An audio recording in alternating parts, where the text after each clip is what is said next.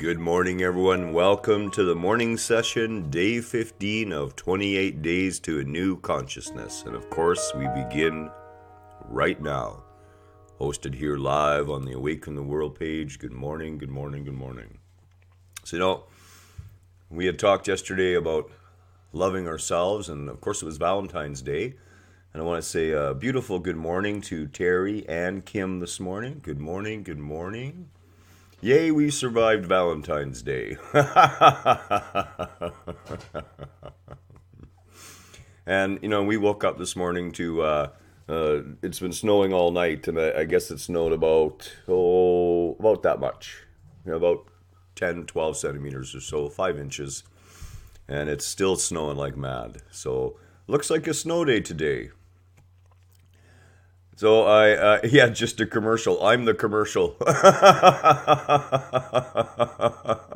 Good morning. This is what it looks like.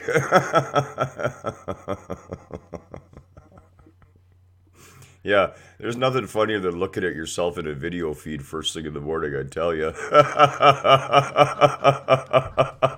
You're like, really? That's the way I look when I wake up?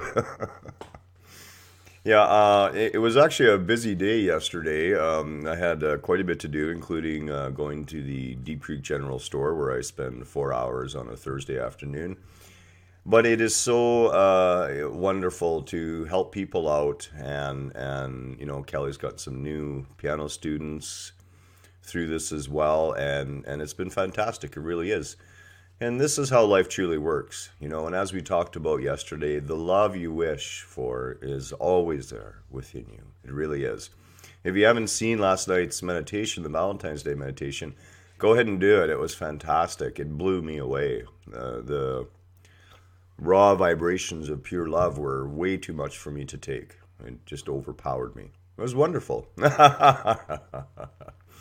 So today, what are we going to talk about? Well, today we're going to talk about, and I'm sorry because I didn't have that good of a sleep and I am really bleary-eyed this morning, but we're going to talk about who's doing what. And this is an important idea to keep in your awareness today, okay? We are under this impression that just because there's a voice talking in our head, that voice is the one that's doing the stuff. And when I look at yesterday, when I arrived at the general store yesterday, there was a whole pallet of feed. It was about 100 bags of feed, and each bag weighed 20 kilograms. And the first thing I had to do is move all the other bags of feed to make sure that the new ones went on the bottom, and then move this 100 bags of feed out onto the warehouse floor where it's sold from. And, it was a lot of work. Altogether, I moved about 3,000, 4,000 pounds worth of feed yesterday. And, of course, the body, especially around with my leg issue and the hip on the one side that nerve is attached to, was aching pretty good. And I could see that same old voice coming up. Oh, that was a lot of work. I've done a lot of work. And when you look at that statement closely, that which is in your head isn't capable of doing anything. We may have an intent come from beyond the mind that's translated into thought, but we already know from a science level that before we've even consciously become aware of our thoughts, the setup is already there. The neurons are already preparing to fire. The connections are already coming alive prior to the thought. So I always use the example of the dishes. Who does the dishes? Have you ever tried to consciously wash the dishes? And I'm not just talking about paying attention here. I'm talking about being aware of whether or not it is you, as that egoic sense of self you may think you are, that sense of I. Do you notice that you are not the one telling your body to make the moves?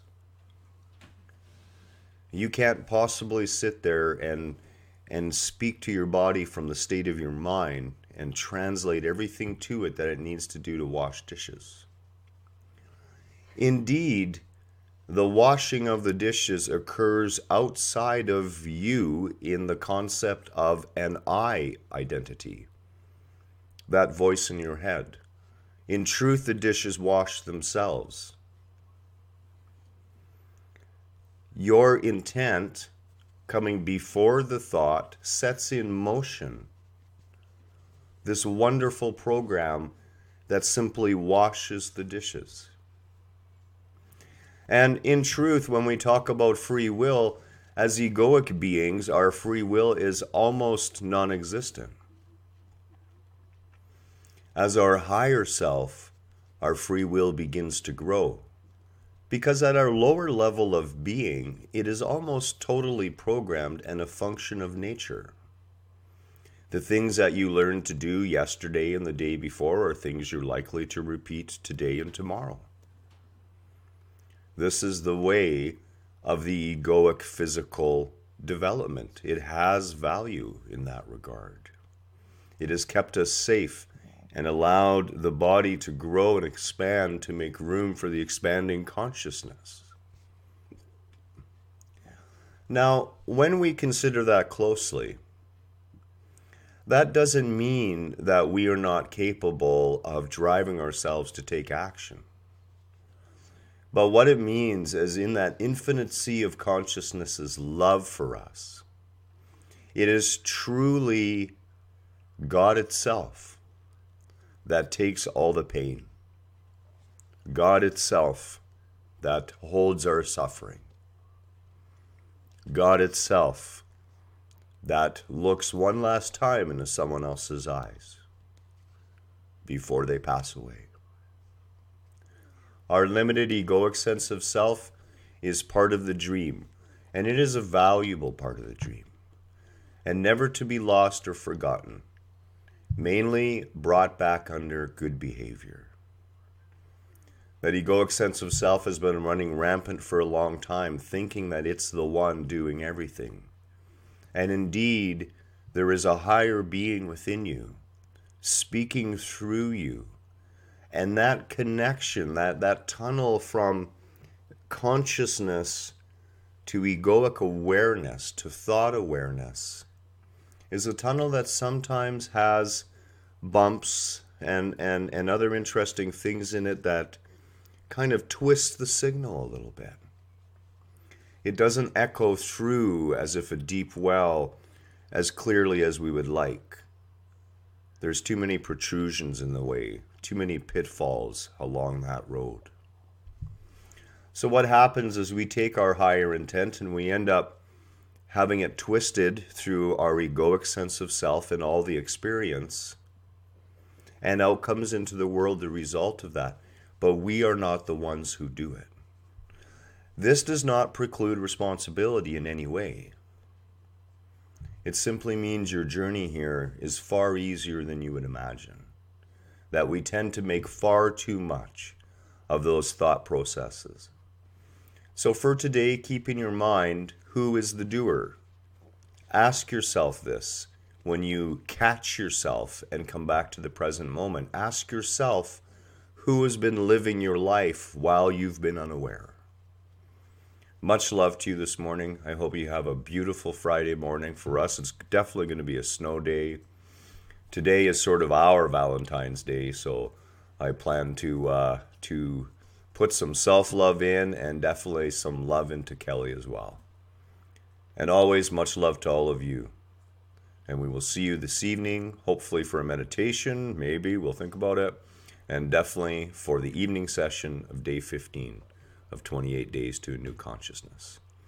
To all of you who were here this morning, we love having you. We're so happy to see you again, and we look forward to seeing you later today.